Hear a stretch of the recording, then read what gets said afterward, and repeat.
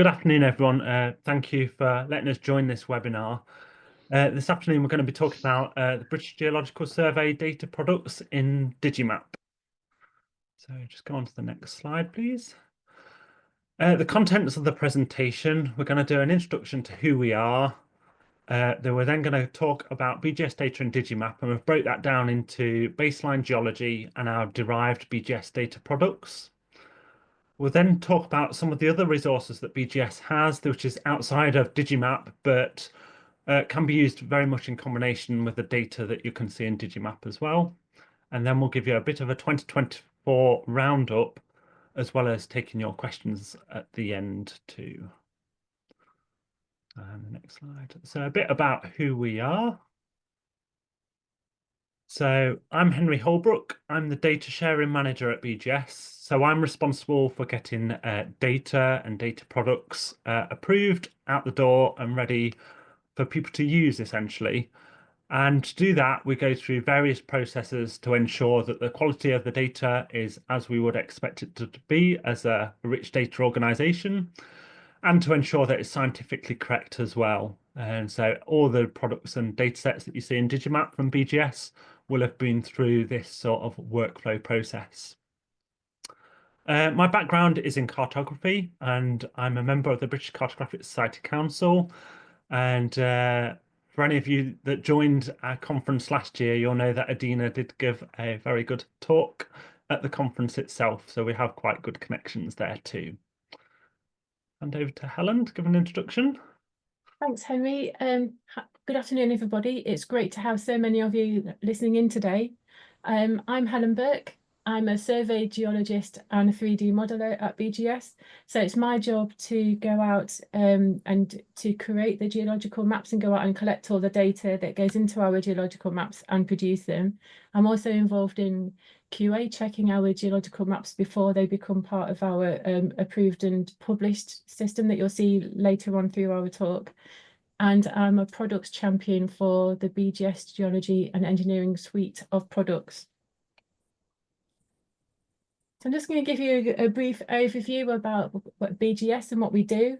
We're a completely impartial organisation, and we provide independent geoscientific advice to a huge sector of organisations, from members of the public, the government and academia and commercial interests as well. We use our knowledge of geology to address societal challenges, and we work at a variety of scales, which you'll see through the scales of data that we offer through the Adina platform. We've recently embarking on a new strategy, which has 4 key science areas and a programme of work associated with each one. The one that's most applicable here, as we're talking about data, is the maps and models for the 21st century, where we have a new programme of 2D and 3D geological mapping, and alongside that we have a whole data delivery system. We're also helping to work towards a more secure energy transition and the delivery of data to support decarbonisation products, improve water security, and a better understanding of groundwater resources, and living with geological hazards such as mapping and monitoring earth hazards and landslides, etc. Under the maps and models area, we're working on 5 key areas for the next few years. We'll be focusing our efforts in terms of geological mapping and modelling. Those are going to be the Tweed Basin, the Newcastle Gateshead area, the North Pennines, Pembrokeshire and Eastern England. And in these areas, as well as producing new data, we want to ensure that we've got stakeholder input to make sure that what we do produce is fit for purpose going forward. I'll just tell a bit about how we make our geological maps before we actually show them. The first thing we do is carry out a pre-appraisal of our existing mapping. So this will be looking at a terrain model, aerial imagery, seismic data, boreholes, a whole wealth of information. And we'll do that in the office before we go out into the field. And then once we're in the field, we'll take that information that we've already done from the pre-appraisal and we'll do targeted field work to the areas that were more difficult to resolve through remote methods. So while we're out in the field, we're observing things like breaks of slope and the things that give us an indicator that the geology is changing. So breaks of slope, changes in soil, we'll take structure measurements, and we'll drill auger holes, which is like a tiny borehole, which goes down to about 1 meter, and that tells us more information about what the soil's like. The information that we carry around with us is all available on a ruggedized laptop. So that replaces the traditional paper field slip and notebook, and all our information from our field observations is recorded digitally. And this is a really nice system to be able to use, because while we're in the field, we can bring up any terrain models that we want to look at, any previous geological mapping, and it's all done on an Ordnance Survey based map, and there's a GPS that tells us where we are all the time. So that's a really useful way of seeing all the data together. This is an example of some work that's recently being completed as we speak. So we've just finished mapping in the Yorkshire Wolds. The reason why we do surveys, we're sometimes questioned, why are you doing a survey? The geology hasn't changed, but the reason why we're mapping has, and the emphasis has changed. So now we're kind of looking at, this is on the Chalk Aquifer, for example. So there's a big interest in this aquifer for water resources in the area. And the water companies and the Environment Agency want to know more about how groundwater moves through the subsurface. Through this mapping, we've been able to resolve edge match issues that you'll see in the geology maps. We've identified a lot more structural information through seismic interpretations and through field observations. A lot of these faults are actually mineralized, and you can see calcite in the soil as you're walking over the ground. So we can tie in our field observations with the preliminary assessment of the geological maps that we did before we went out into the field area. So this will be published in the next few years when it goes through our approval system. I'm now going to hand over to Henry, and he'll give an introduction to the data that's available through Digimap. Yeah, thank you, Helen. So you may well have seen some of the data sets within Digimap itself. I've just listed them here. Of particular interest to you will be the BGS Geology datasets, and Helen will give you a bit more insight into these in a few minutes. But as you can see, there's a range of different scales available for that sort of baseline data. As well as that, we have a number of our derived data products, and I'll talk to you about a couple of these, as well as some of the data that's only available to download, I think, in Digimap currently, rather than being able to view. And we'll talk about one of these as well. So we'll give you an introduction to some of these. But Helen's going to start off with the baseline data to start off with. So moving on to the baseline data, as you go into ADINA, I'm going to start with the most generalized data sets, and then I'll go through and we'll get more specific as we head through the different scales of mapping. So the most general scale is the 1 to 625 K scale. We have national coverage here, and this is most useful for looking at a national overview, but it wouldn't be very useful for doing more detailed site work. As you can see, it comes, we've got both onshore and offshore, which you can see in the same projection in the map view here.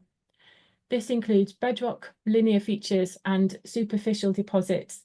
And I'll talk a bit more about what those mean later when we get to the layers where you can see all of those together.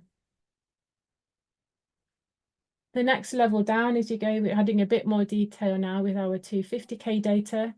At the moment, this is only available in a bedrock and linear features. Again, it's full national coverage. It's useful for a regional overview. You can start to see structural trends in the fault networks in there, for example.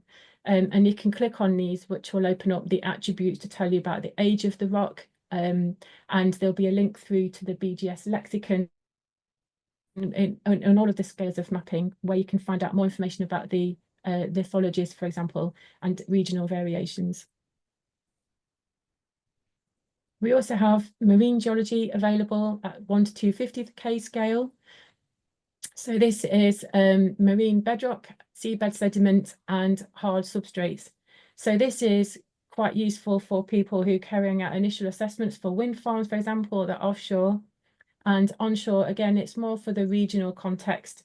But this is quite widely used because it's available for free on the BGS website. And the most detailed scale of mapping is 1 to 10K, so that's a scale that we map at. But as you can see, we don't have full UK coverage. So the one that's most used is the 50K scale dataset, which you can see on the left there. This version's from 2017, but we have a new version imminently, and you can see that hole in there, which is Knighton. So that's being a bit delayed because of COVID, but we're actually working that one up right now. So that will hopefully be available quite soon. BGS Geology is available as several themes. So bedrock is anything that's more than 2.6 million years old. So that's things like the chalk that I was showing you earlier, that was a bedrock in the Yorkshire Wolds. Then we have superficial deposits that overlie the bedrock. So they can be deposited by ice from glaciated times, for example, or there can be things like river deposits and floodplains. Then we have linear features.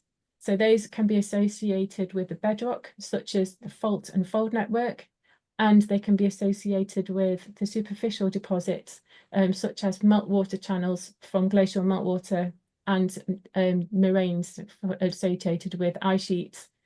We also have a layer representing artificial materials. So that's anything that's been deposited on the ground or removed from it by human activity. So that's things like mines and quarries or road and railway embankments.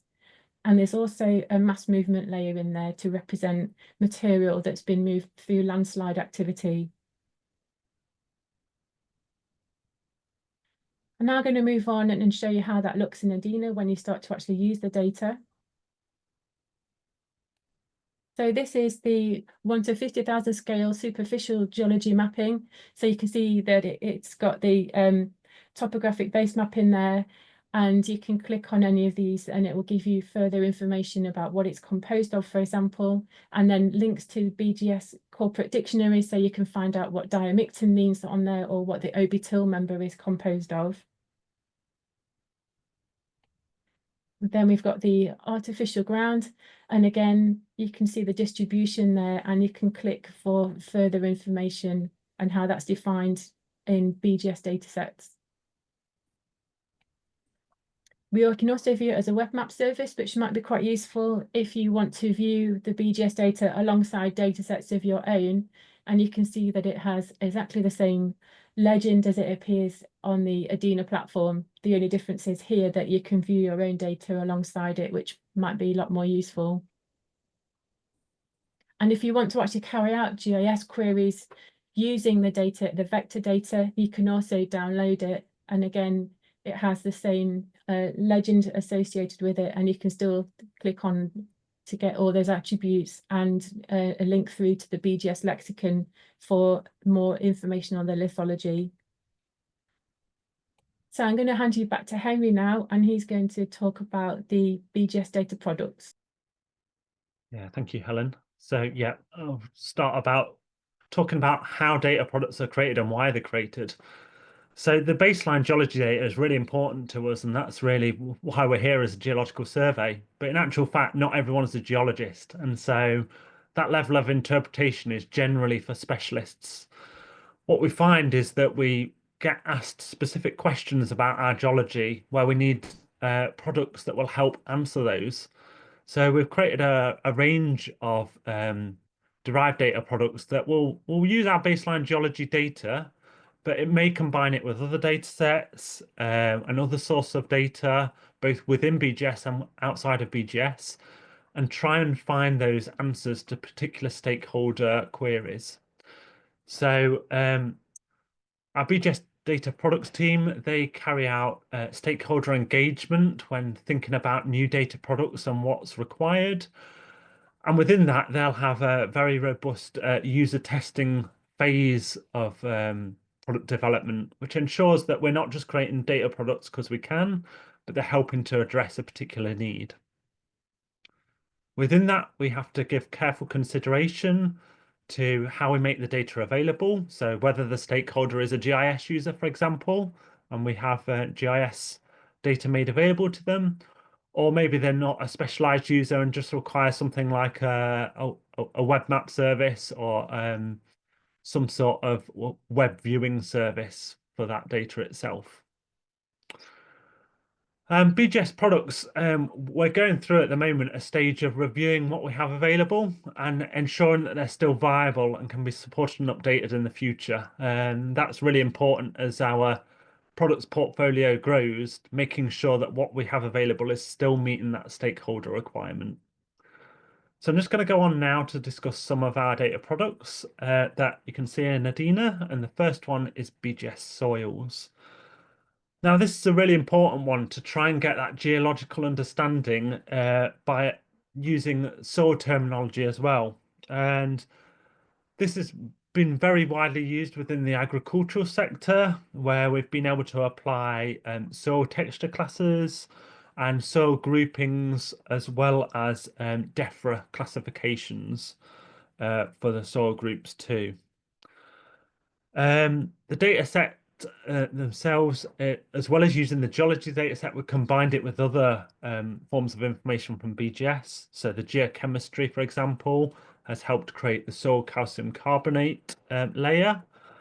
And that helps with knowing where higher carbonate content will be present. And that's in turn helps with buffering acidity from agricultural or atmospheric processes that have taken place. As well as that, we'll have introduced things like BGS civils, understanding the ground conditions that are available in different areas for the soil type. Our borehole index is used, certainly the borehole data within the soils data itself, and a geotechnical properties database as well. And this really has been done in combination with several of our other organisations where we've helped to create the UK Soils Observatory. So if you're needing any more soils data, we've got 200 plus layers within the UK Soils Observatory, so it's well worth checking out actually. And we'll go on to the next data set. Talk a little bit about GeoCoast because it's one of our newer data sets that has been developed, and it's really a suite of data sets that we've made available to help use in coastal planning, especially with the management of sort of dynamic coastlines where it's changing quite a bit. GeoCoast helps identify coastal regression and certainly places where accretion takes place as well. And our data set has been designed so we can look at things like coastal erosion and subsidence. And it concentrates on things such as the backshore, as well as wave cut platforms as well. One of the big things with this data set is that we've built in a layer to discuss cliff complexity. So, for example, where wave cut platforms will erode away softer rocks at the base of the cliff, it helps identify that. As well as this, we've introduced some climate change data within the data set itself. So the map on the right-hand side shows coastal inundation rates over the next 100 years. And this is how we think the geology will behave with the climate change effects that are likely to take place. Just something to note with the data set, we don't actually take into account any of the coastal defences that are in place. This is purely on the natural characteristics of the geology itself. The GeoCoast dataset has been divided into sort of two offerings. We've got our open offering, which really is about coastal domains, and that's been designed around shoreline management plans, whereas our premium data is all to do with a more detailed gridded dataset on a 50-meter resolution. And we'll go on to our next dataset, which is radon data. And I know last year when Russell gave this presentation, he went into quite a bit of detail on this. So I don't know if you'll know much about radon, but it's a really important noble gas that we monitor. And one of the things we're releasing the radon potential data set is that it's really important because it features in a lot of legislation around our housing needs. So there's 4 areas of UK legislation. And with it being a relatively heavy gas, it accumulates in natural voids and in buildings where basements and ground floors are present. And the thing with it is that radon is a source for lung cancer within the UK. So Obviously, smoking is one of the big causes of lung cancer, but actually radon is a big cause as well. This data set has worked with the UK Health and Security Agency, and they've been able to provide over 560,000 radon measurements in UK homes. So although it's not been specifically shared in this data set because of GDPR restrictions, it's helped formulate the different geological types that will have an effect on the radon that's present in different areas. Interestingly as well, building regulations do cover radon in UK homes, and most house purchasers in the UK will now make specific reference to checking the radon status of the property itself and whether it's in that radon affected area or not, and what remediation measures are needed if it is so as well. We'll go on to our next data set. So this is our hydrogeology data. This is our 165,000 scale data set. So it's very much a national and regional coverage. It's one of our older data sets, but it helps give a good overview of simple attribution to aquifer and water as a resource as well. It gives a classification of groundwater potential as well as a description of the aquifer type that is present.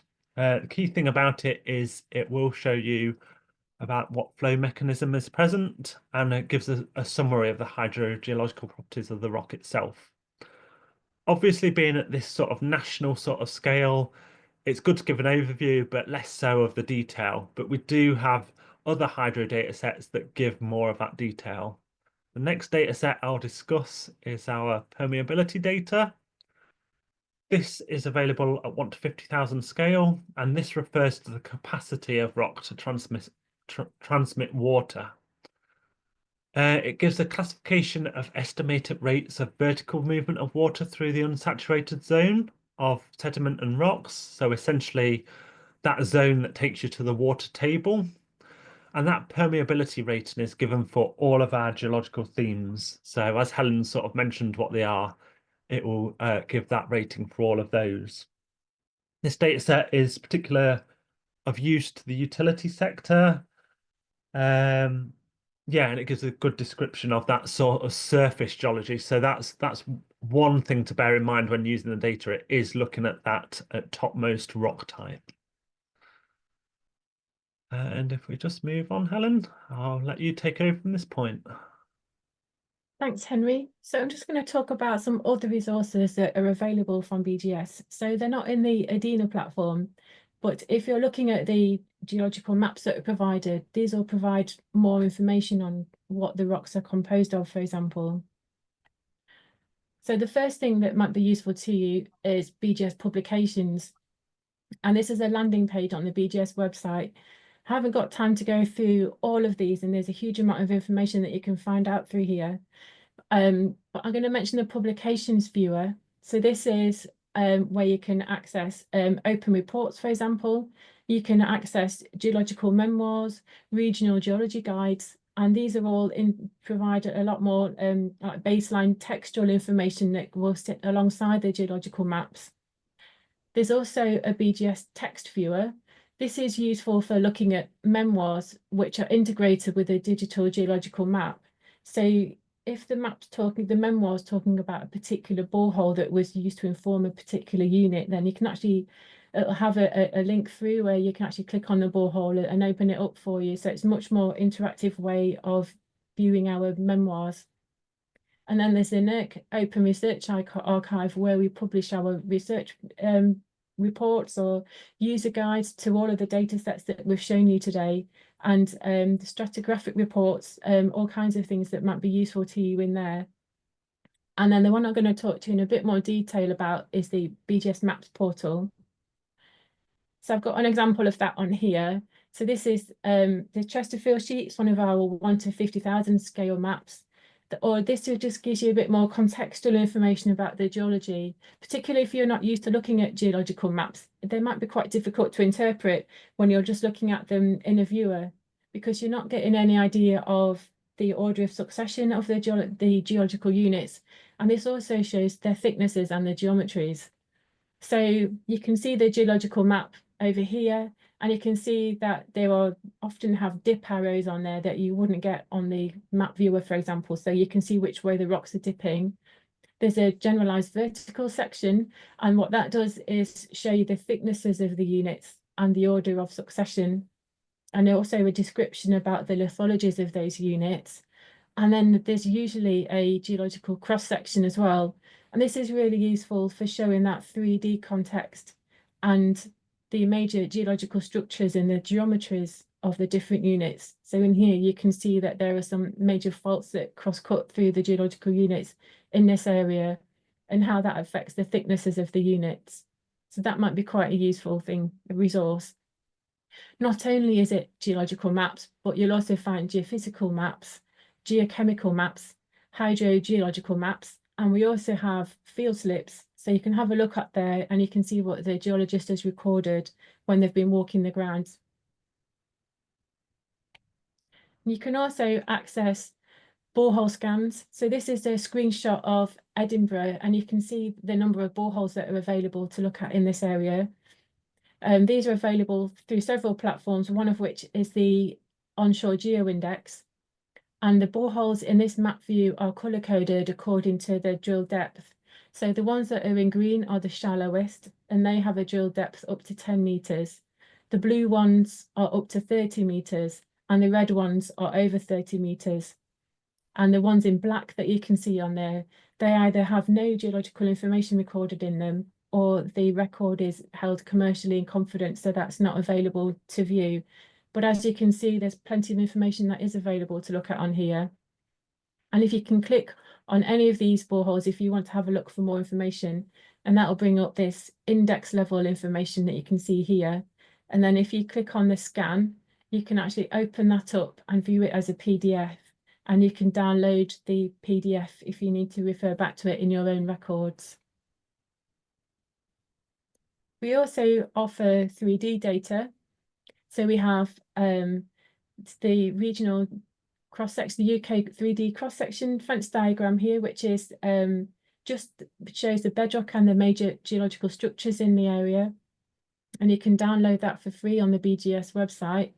And we also have some urban interactive models for Glasgow, Liverpool, Cardiff, and London, and they're available on the BGS website. And the nice thing with these is that you can actually query these models by doing a virtual borehole if you want interested in more detail about a particular location, or you can construct geological cross sections through any part of the model that you want to look at. And we also have data that's available to license through academic licensing. So even if you find something that you're interested in, it's worth getting in touch with us, because we might be able to release the surfaces that go into these models, for example, and they might be useful for your work.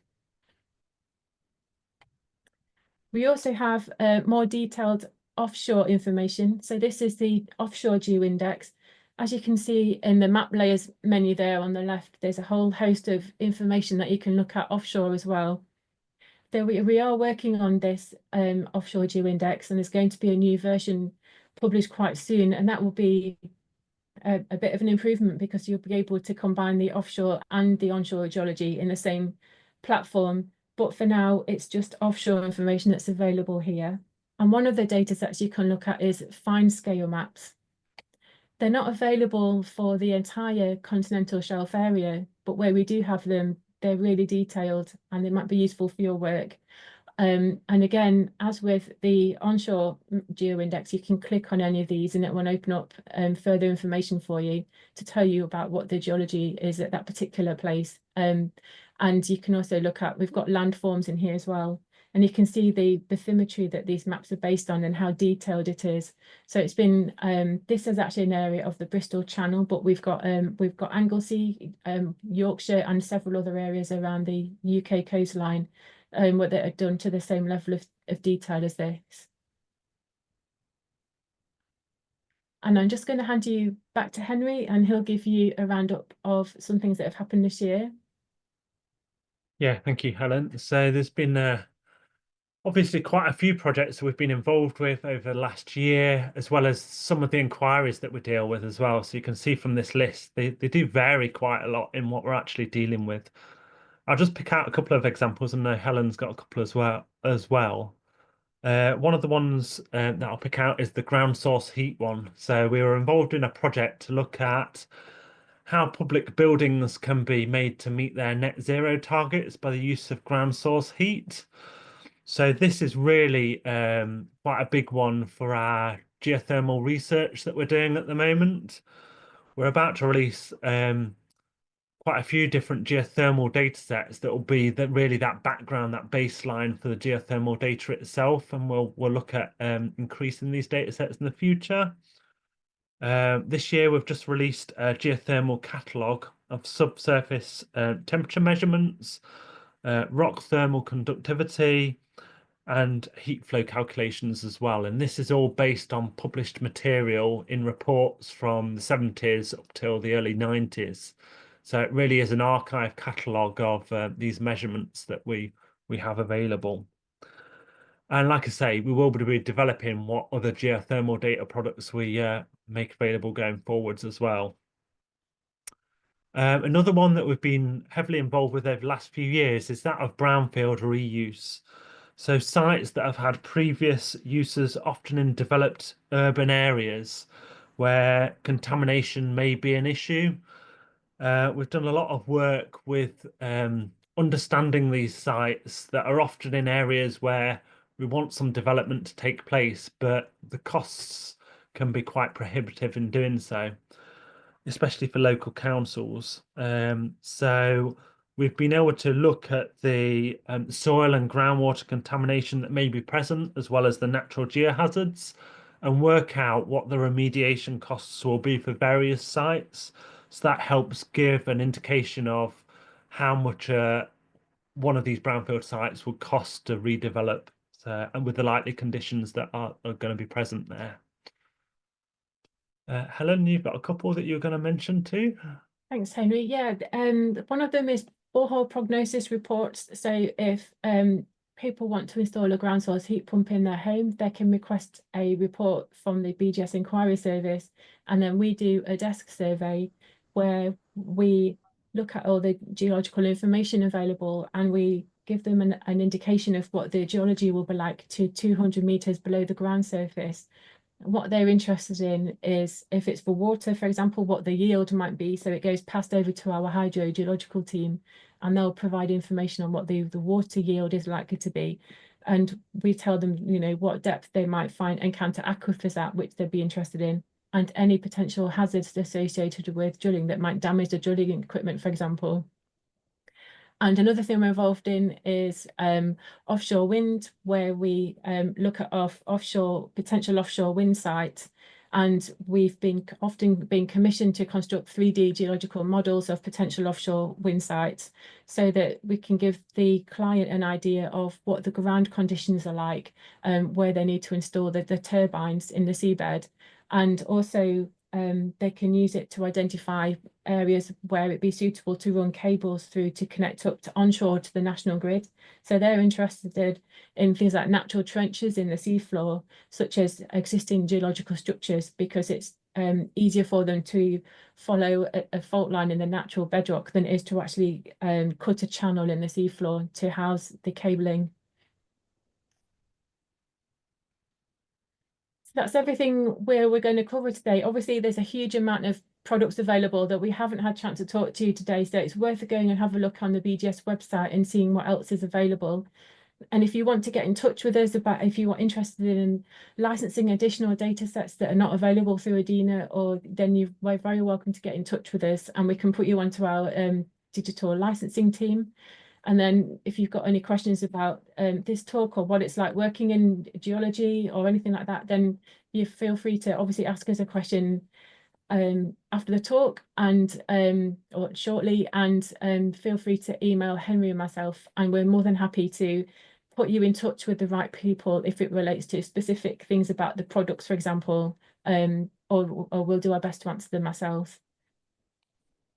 So thanks for listening. I'll stop sharing now, and we're happy to take some questions from you.